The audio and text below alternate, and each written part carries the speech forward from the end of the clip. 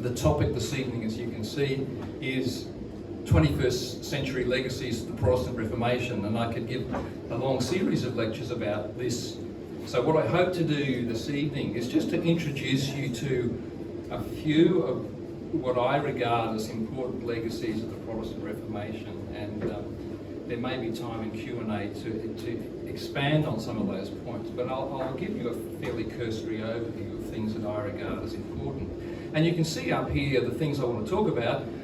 I'm sure you all know what the Reformation was, but I'll say something about that to start with, and how historians think about this as a kind of a causal historical factor. And then I'll talk about a range of potential legacies. I won't say much about the first two, capitalism and consumption, and individualism and individual rights, because I know less about those, but I'll talk more about how the Protestant Reformation bequeathed us a particular conception of religion, and why that's important, and what its significance has been.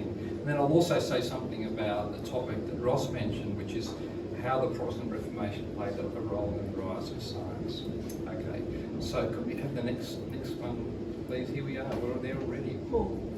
So no, that's good. That's the one we want. So the Protestant Reformation would typically date from 1517, when Martin Luther famously nailed the 99 Theses to the church door in Wittenberg. This was an opportunity, Luther thought, for a discussion about the issues.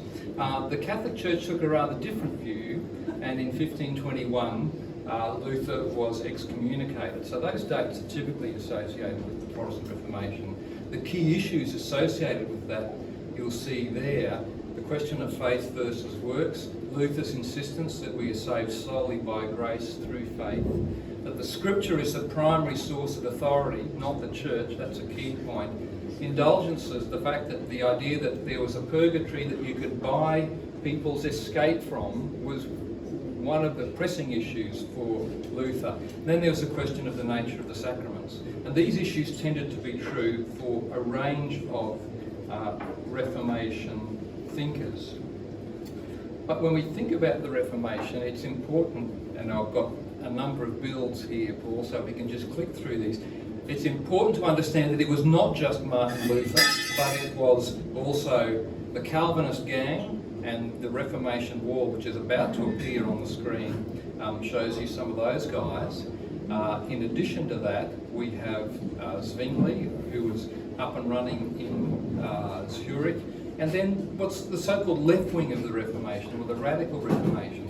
Now, why this is important to understand is that the Reformation was not a unitary event, but it was an event that gave rise to a whole diversity of religious traditions. And the pluralism, the religious pluralism that arose as a consequence of the Reformation is indeed one of its enduring legacies, that the West ceased to be a religious unity, but was a place where there were a whole range of plural religious traditions, and that had a remarkable impact.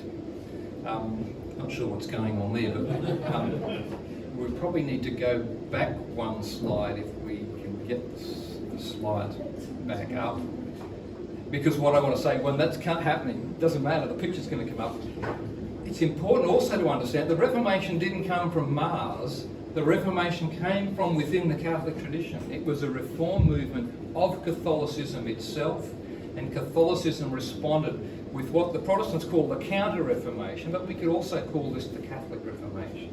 So we could speak about the reformations that took place in the 16th century, and the way the Catholics responded to what happened to the various Protestant sects is also an important part of that story. And if you look historically, this Catholic Reformation was an important thing. The Catholic establishment took fright at the French Revolution, which they saw as a consequence of religious reform. They became very conservative in the 19th century, and only really sort of woke up to modernity with the Second Vatican Council in the 20th century. But what are some of the issues then that I want to talk about in terms of the legacy of this Reformation? And these are, if you want to get the book on the legacies of the Protestant Reformation, this is the one to look at. Brad Gregory's The Unintended Reformation. And Brad, it's fair to say, is writing from a Catholic perspective. Bear that in mind. And so for him, there are significant negative consequences of the Protestant Reformation, and I think that's a question that's worth exploring.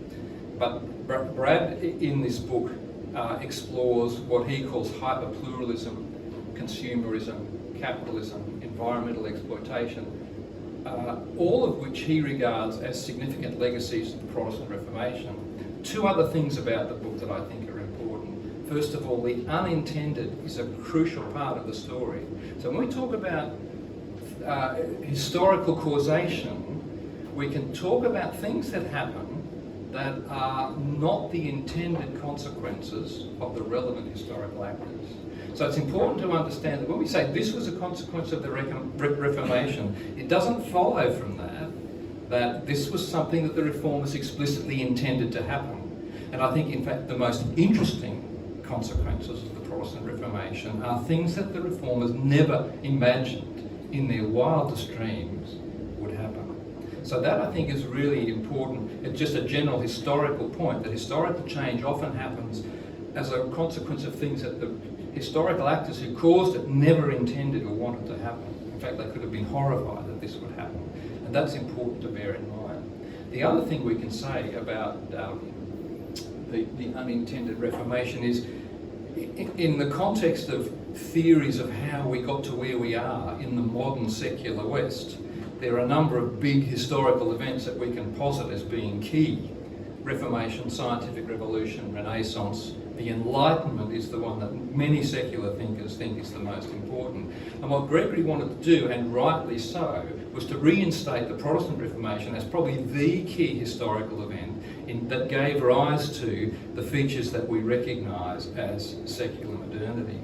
So there are three things about the book. The things that Gregory identifies as the legacy of the Protestant Reformation, the fact that a number of these were not intended by the Protestant Reformers themselves, and the fact that the Reformation is a really key historical event for understanding how we got to be where we are today.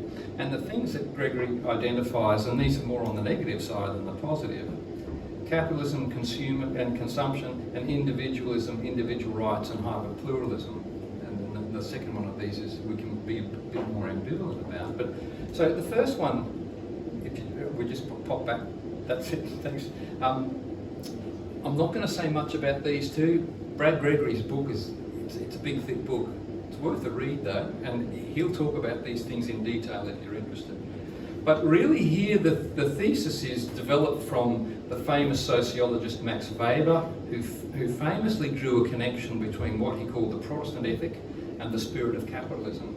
And Weber did some fascinating sociological work that looked at economic activity in Europe post-Reformation, and what he discovered was that the most economically energetic places were Protestant and the most economically backward were Catholic. So that was the thing he sought to explain.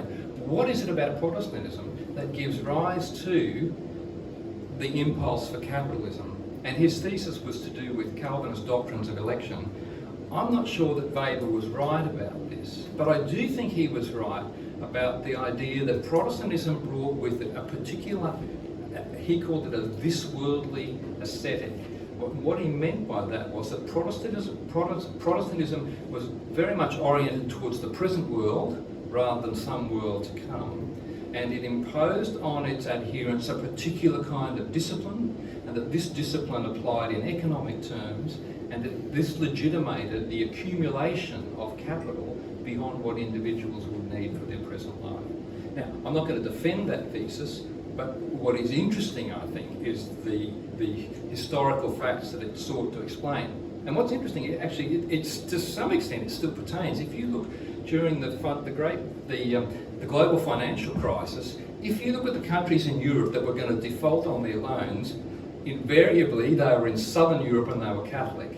Okay, so I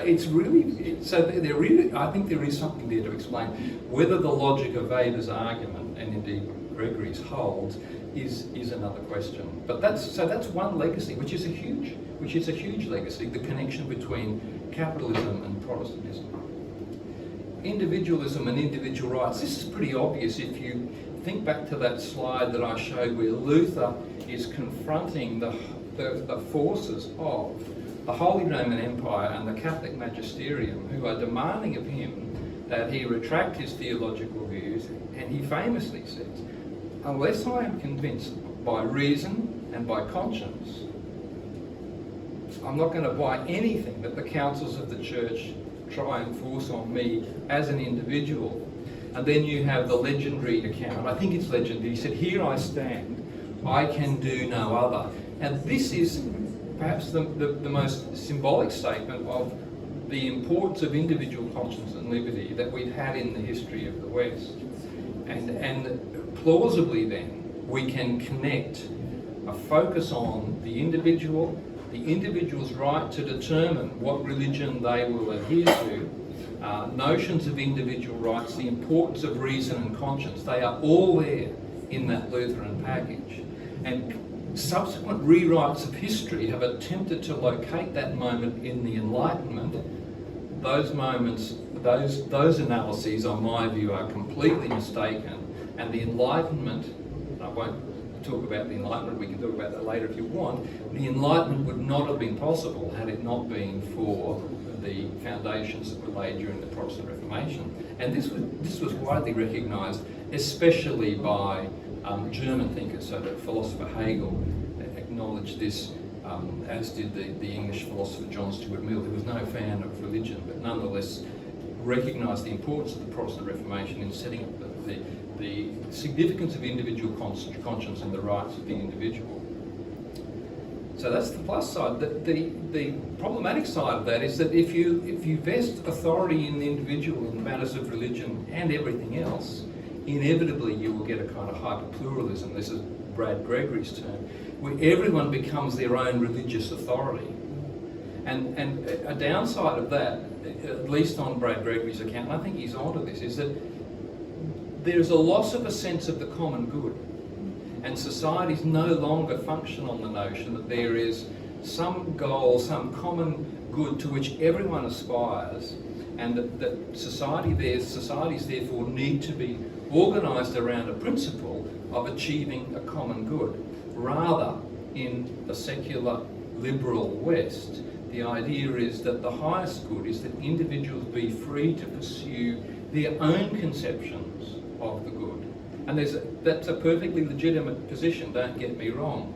But if you have societies in which individuals are given the liberty to pursue their own conceptions of the good, the question then arises is, well, what, by virtue of what do we get coherent societies? And I think this analysis is particularly pertinent at the present moment, where I think you see societies dividing along, not to put too fine a point on it, conceptions such as identity, which don't home in on any conception of a common good. And that's a very conservative argument, I'll grant you that. It's one that Gregory pushes. And let's just put it this way, there's a tension between a perfectly reasonable conception of individual liberties and rights that I think we naturally are sympathetic to, and a conception of social cohesion that understands societies as oriented towards some notion of the common good. And I think it's fair to say that the Protestant Reformation is the moment at which this notion of a common good begins to disintegrate and move away. Okay, let me move on then to the bigger topics of religion and what's that up there? The idea of religion. Well, let me put it. Let's say the idea of religion is we just take as a commonplace, right? We all know what religion is. We know what religions are. We understand Christianity to be a religion, and we talk about world religions. This is a very modern idea. It's an idea that begins with the Protestant Reformation. If you look at the canonical documents of all the so-called world religions, they don't talk about religion. Okay? They don't talk about religion at all. If you look at the New Testament, there is a Greek word, thraskaya, that's translated religion, but it doesn't mean what we understand by religion. So here's the paradox. The things that we identify as religions do not recognise themselves as that.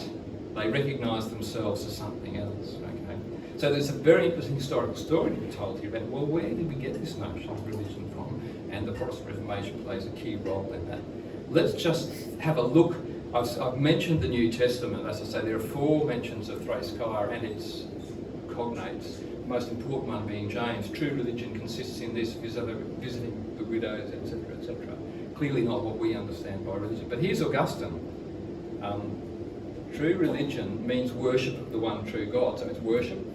Interestingly, true religion can be characteristic of a whole range of historical traditions, excluding what we would regard as the positive religion of Christianity. So it makes no difference that people, apologies to those who bought the cheap seats and can't see the screen, but I'll read out the relevant bits.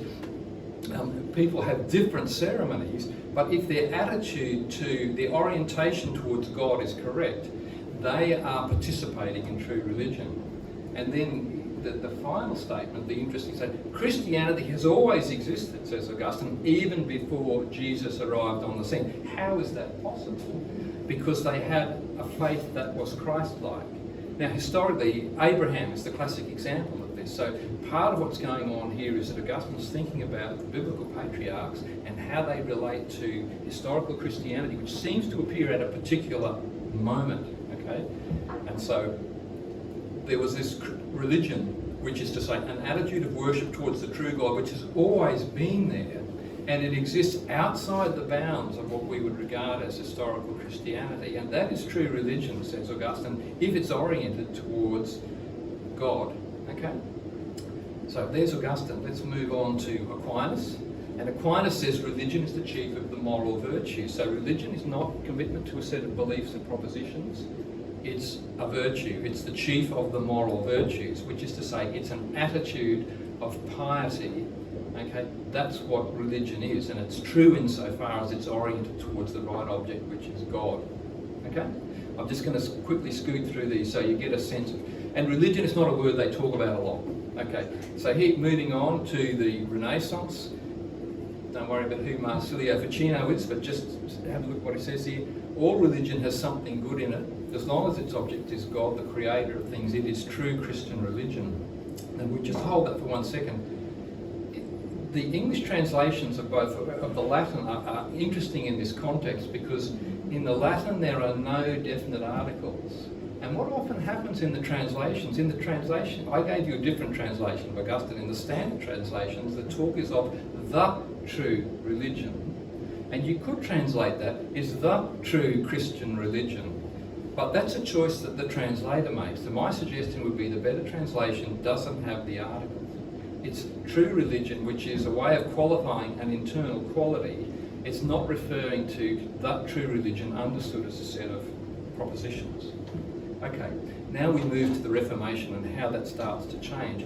And all I'm going to do here is I'm going to trace the changes. Calvin, as some of you know, is a key Reformation figure.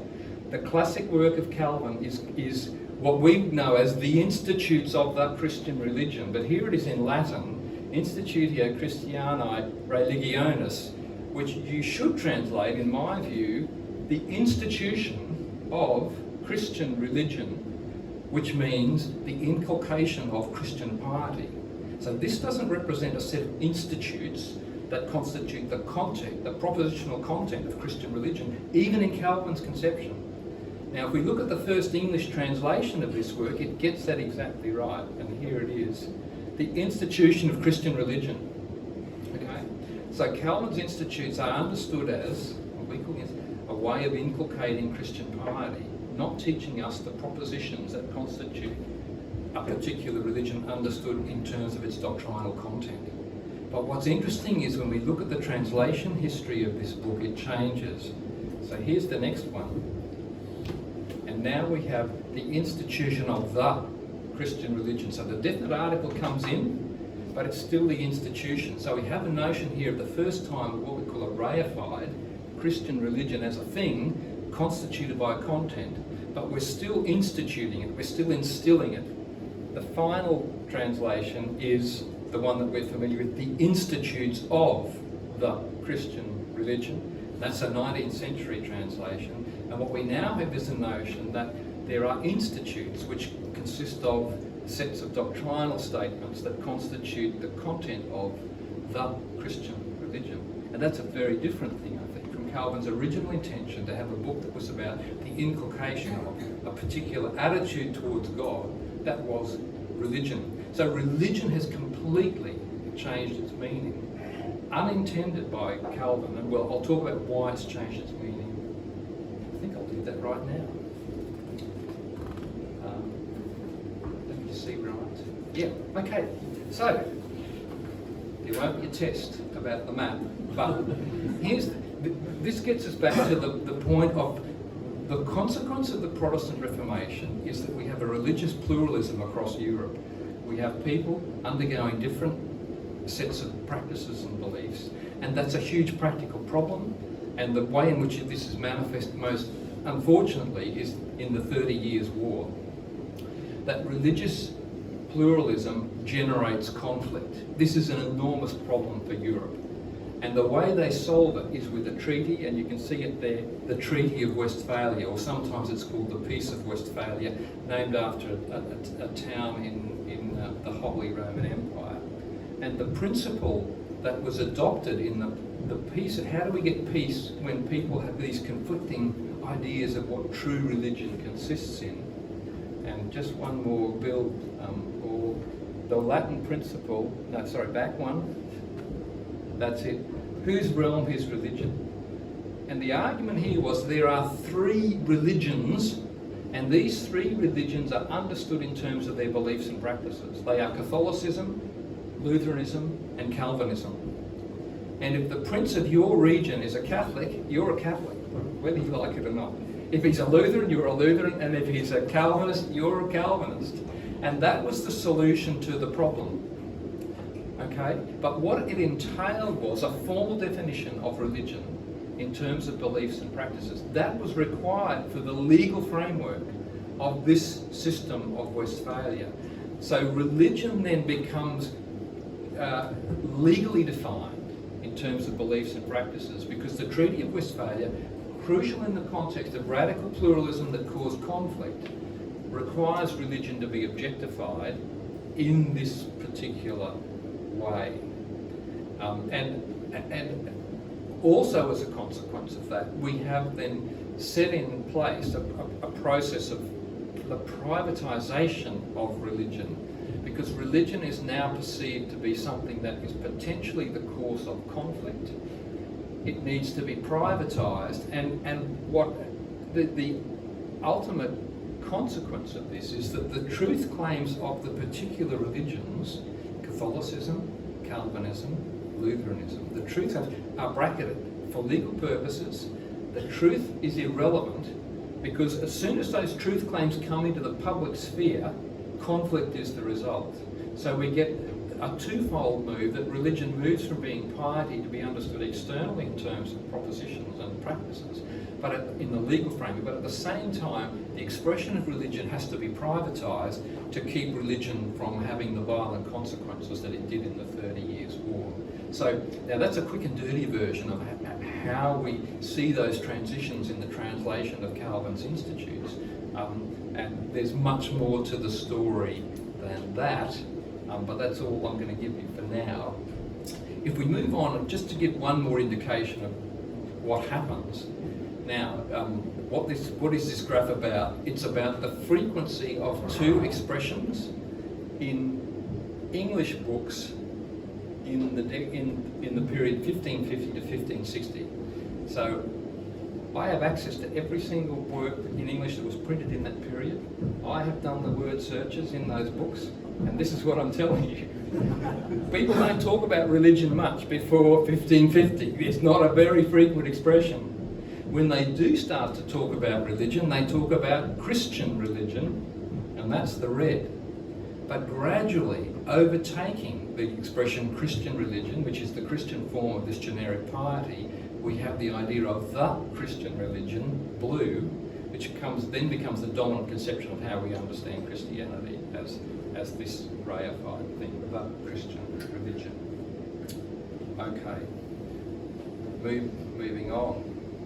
As a consequence of this, subsequently, the religious pluralism that characterises Europe is projected onto the rest of the world. And everyone in the world is perceived to have their own religion. So the world religions are created as a consequence of the projection of the religious troubles of Europe. Right? That becomes the framework through which the whole of the rest of the world's religious practices are understood. That's just an example where he talks about the history of all the religion in the world. Just give us the next bill, Paul, that understands religion in terms of theories and practices, okay, doctrines and beliefs. That's what constitute religion, not as in for the Middle Ages and for Augustine and Aquinas, an attitude towards God, but this reified, externalised thing, okay. And we get these religions initially, and then moving on, Paul. And again, let's not worry too much about that slide. Here we then have the invention. This is the book search stuff again. Look for words like Buddhism, Hinduism, Taoism, Confucianism. They don't appear until the 19th century. So these conceptions are invented in the Western imagination as typically lesser, immature, distorted versions of the sorts of religions that we see in the West. So that's kind of projection onto the West. So now what's interesting is that if you ask Chinese people whether they're Confucian or Taoist, they often don't even understand what these categories are intended to denote, although they make sense in the context of Western conceptions of religious pluralism that now have been to some extent internalised, although Christian theologians, famously Karl Barth in paragraph 17 of the Church Dogmatics, as you all know, says revelation is the abolition of religion. He's against the idea of religion. Okay? He doesn't think it's a valid theological conception. Bonhoeffer famously talked about religionless Christianity. So it's interesting that there are adherents within the traditions, although we tend to buy into the conception of religion, there are adherents in these traditions who say, oh, that concept is really not one that works. Okay? It's an outsider's term that's been imposed on us. So it is true for Christianity as for the other world religions, although it developed as a consequence of things that happened in the Christian West. That would be my argument. Now, science. How are we going for time, Paul? 25 minutes ago. Oh, 25 minutes? Really? Okay. I'm not going to take 25 minutes to talk about science, but I'll take a little bit of time. But this is my thing, right? So I'll talk a little bit about science. Can we have the next slide, Paul? Really, what you need to do is to read these books, and I'm going to give you the Reader's Digest version of them. But you can see in the centre one, the Bible, Protestantism and the Rise of Natural Science. I've talked about the sorts of things, the features of Protestantism that have given rise to science. What are we trying to do when we explain the rise of science in the West? Let me just backtrack and talk about the question briefly. If you looked at the heading I had on the screen, it was the rise and consolidation of science. That second part is really key because we see science happening in lots of places. It happens in ancient Greece, it happens in medieval Islam, it happens in China, it happens in India. What's distinctive about the West is that science doesn't just happen, it consolidates. It becomes the most important feature, it becomes the epistemic model, the model of knowledge for the West. It moves into the centre and dominates everything else. That doesn't happen anywhere else, and it didn't happen historically. So when I as historians seek to explain the phenomenon of science, we're not just talking about how it might have started, because what we see in other cultures is a boom-bust patterns. What we see in the West is its consolidation, and it becomes a central feature of the culture, and that's what requires explanation. And the key explanation for that is going to be not having a few bright people coming up with ideas, but having a set of values that gives it what we call social legitimation. And those values are going to be what move it to the centre of the culture. And if we ask what are the distinctive values of the West in the 17th century when the scientific revolution happens, they're Christian values. Right? So if we want to know what the variable is, if you're thinking in scientific terms about how what you're trying to do is to isolate the relevant variable that makes the change.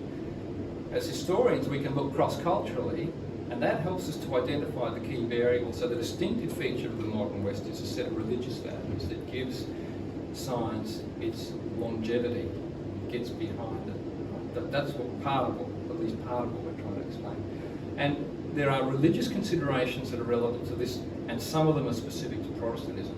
Okay? So I don't want to say Protestantism is solely responsible for science, although counterfactually it's interesting, if we never had the Protestant Reformation, would we have had modern science? Here's another way to think about that. It's not just, we don't just think about this in terms of cross-cultural comparison, but some of you might be familiar with the Philip Pullman, his Dark Materials series. The film was The Golden Compass. Is this ringing any bells with any? Yeah. Okay, good.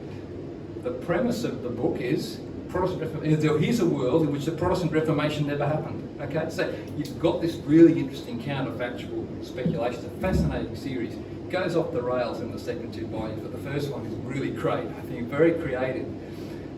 And what's interesting about this alternative world where the Protestant Reformation never happened, you've got this spooky magisterium running the show, Catholic Church, right? You've got a science, but it's not our science. It's not the science we have. So you can actually think counterfactually about what might have happened if the Protestant Reformation happened. But I digress. Let's get to what some of the specifics might be. And one, I think, is a key thing that happens in the Protestant Reformation and Calvin in particular, and it's the notion of a secular vocation and the importance of the secular vocation. So for Catholicism, crudely put, the clergy are of a different estate to the laity, who are of a different estate to the aristocracy. And part of the reason the clergy are different is because of the sacrament of... What's the sacrament? Mass. No, not the Mass. Holy orders. You're taking holy orders, yeah. And so the priests have become ontologically distinct and separate, right? So in the Protestant tradition, for a start, they constrict the sacraments to 2 or 3. So taking holy orders is not, but there's a conception that we call the priesthood of all believers, right? That everyone has a legitimate religious vocation, okay? Not just the clergy. So part of what gives science its impetus is the fact that individuals who are engaged in the sciences can claim, in the Protestant tradition, they can claim to be engaged in a genuinely religious vocation. That's precisely what we see in Johannes Kepler, really crucial scientist for the scientific revolution, more important than Galileo, although you hear the other story, but Kepler's the guy who comes up with the parabolic orbits and the mathematics that explains it. 3 laws of planetary motion Kepler comes up with, and Newton's the guy who unifies them with the inverse square law. So a key step in the development of modern classical physics. But Kepler says, I wanted to be a theologian. That was my vocation, but I understood that I could also have a religious vocation pursuing science, okay? And that becomes something that Galileo, as a Catholic, is not able to avail himself of. And indeed, it's a problem for Galileo because he argued that he could interpret Scripture in ways that supported the heliocentric view, and the Catholic Church came down on him like a ton of bricks. Why? Because claiming to be able to interpret Scripture for yourself was a Protestant way of doing things. So part of the context of the Galileo affair, which is a really complicated one, but it's got nothing to do with a conflict between science and religion, part of that story is Galileo's acting like a Protestant and claiming to be able to interpret Scripture. Kepler has no such problem. So one of the differences between Catholics and Protestants is it's easier to be a Protestant scientist than a Catholic scientist, okay? That doesn't mean there aren't. Jesuits were fantastic at maths, okay, and so there's fantastic Catholic science going on at the time, but it was very difficult for Jesuits to explicitly claim that Copernicanism was the true way the universe actually worked. They could say it was a good theory, which it was actually. Anyway, so that's certain. Second example, Robert Boyle. And Robert Boyle spoke about what he called science as a priesthood. So scientists are priests. Just one more, Paul. So discovering to other people the perfections of God is a more acceptable act of religion than the burning of sacrifices or perfume. So there's a priesthood out there that does all of this weird stuff, but there can be a genuine priesthood, a scientific order where we demonstrate the perfections of God, that God has worked in the creation. And so science itself is a genuinely priestly activity, right? So these are conceptions of vocation that are restricted initially to Protestantism. And let me point out what's obvious to me at any rate, that the key figures in the scientific revolution were all committed religious believers. For some of them, this played a vital role, not merely in their motivations, but in the content of how they thought about things, crucially in terms of laws of nature, which was a theological conception. Okay? And Newton is a good example of the latter. Now, I'm not going to talk about that at length, but just to say that it's obvious to any historian that the idea of a science-religion conflict at this time is going to be complete nonsense, not least because of the religious commitments of the key figures who were involved. Okay, so that's the first one. Protestant notions of vocation are important. The second one, this is the only one I'm going to talk about in detail, is what we might call Protestant theological anthropology, which is Protestant conceptions of the person, which is also related to Protestant emphasis on the significance of the fall and the consequences of the fall on human beings. Okay? Now, the doctrine of the fall had always been there. Okay? Always part of the Christian tradition. There's a renewed emphasis on it in the Protestant Reformation. So some people say we can understand the Reformation in terms of an Augustinian view of the church being opposed to an Augustinian view of grace. This is the Protestant, that's the Catholic. But also involved in there, I think, is there's an Augustinian view of the person that the Protestants rediscover and they push hard. And this is Calvin, those of you who know Calvin's notorious doctrine of the total depravity of man, as it's called. It seems to be a rather negative, pessimistic conception. But what Calvin means by this is there is no part of the human person whose capacities have not been warped by original sin. And these crucially include not merely our moral capacities, but our intellectual capacities as well. Now that was something, again, overstating it somewhat, that was something relatively new, that medieval scholastic thinkers buying into an Aristotelian conception of the person would concede that as a consequence of the fall and sin, our moral capacities had gone off the rails, but they didn't think that was true for our intellectual capacities. But for the Protestant theological anthropology, our intellectual capacities have gone off the rails. Now what that means is that if we're to know anything about the natural world, we can't do it simply by intuiting directly how the world is. That was the Aristotelian view. Okay? Common sense views of how the world operates. And what you see if you look around you is things like objects in motion stop moving.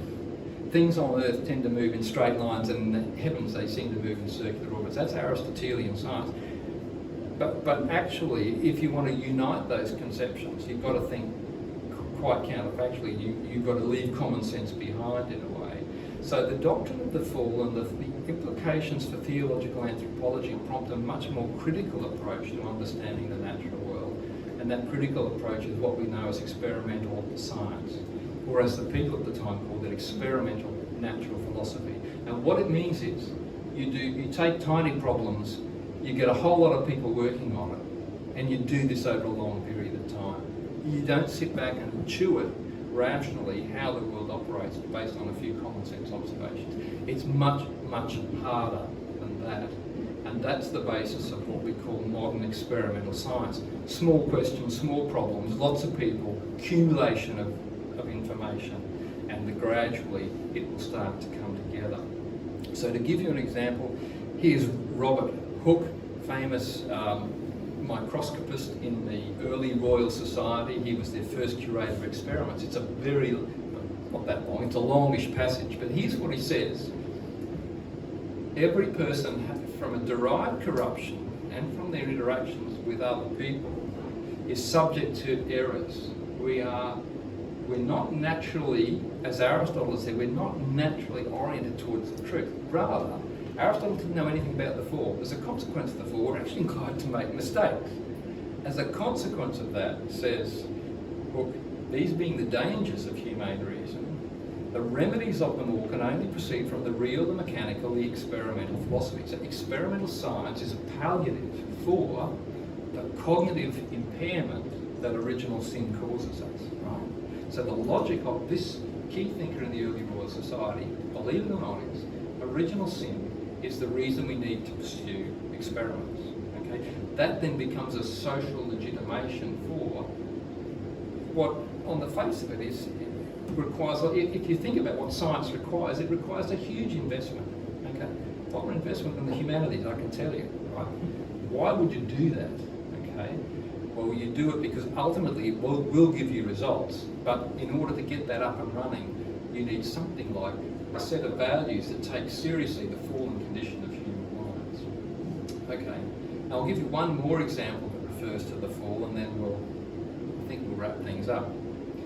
Here's Francis Bacon, who again is a key figure in terms of telling us about the logic of the sciences in the early modern period. And he talks here about what we lost as a consequence of the fall was, sure, we lost our moral and religious capacities, but we also lost our capacities to know things. Okay, so in terms of our capacities to know things, we lost our dominion over the creation. Creation was no longer something that we could control and manipulate, right? So creatures became wild. We had wild animals, poisonous animals, we had weeds and all sorts of things. That wasn't the original pure condition of the world. Those things were consequences of the fall. Religion helps us overcome the moral damage wrought by the fall, but it's science that helps us re-establish the dominion that we lost as a consequence of original sin. Science then, for Bacon, is a redemptive activity, along with religion, that helps us get back to that prelapsarian condition that we had once enjoyed. And so the nature then, the creation, is, as he says, by now in various labours, subdued to the supplying of man with bread, that is the uses of human life. So this is a utilitarian conception of a redemptive exercise, which is experimental science, that helps us, alongside religion, recapture and help re-establish what we had lost as a consequence of the fall. Now, two final points. This conception of dominion, then, you can see is really a two-edged sword, because dominion can lead then to a utilitarian attitude towards nature and its exploitation, right? But it's precisely the same impulse that makes science possible. So you've kind of got these dual facets of this Protestant conception of the consequences of the fall. Right? It both gives us the capacity to have dominion over nature and everything that science delivers, but at the same time, it's an exploitative and utilitarian attitude towards the natural world. Contrast this with the medieval conception that came before. How did Catholic thinkers through the Middle Ages think about dominion over nature? They essentially thought of it in moral and spiritual terms. And what dominion over the beasts meant on Catholic exegesis was an internal dominion over irrational passions. So it was psychologized, and that's why it didn't have this practical impact that it was to have with this literal reading of.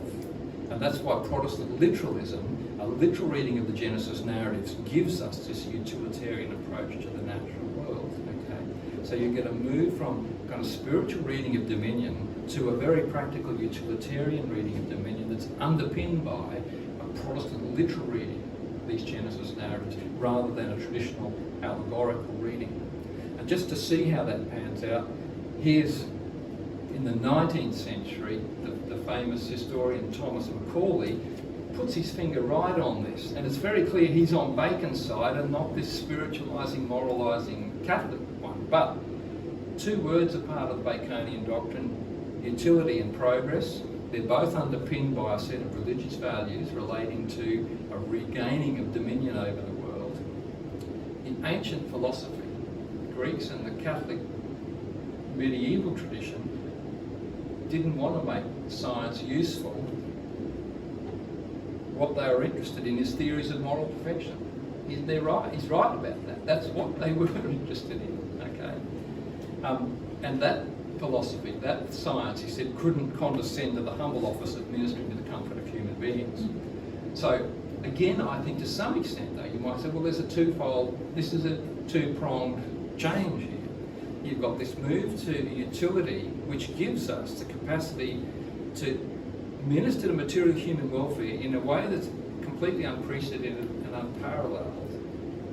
But to some extent, you might say, well, what's actually been lost in the consequence of that is this internal conception of mastering the virtues. And indeed, there's a whole story about the virtues that I haven't told you about, but the disappearance of the virtues and the vices.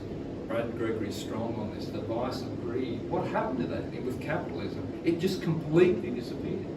Okay, so you've got this very interesting shift where you get pluses on the one hand and negatives on the other.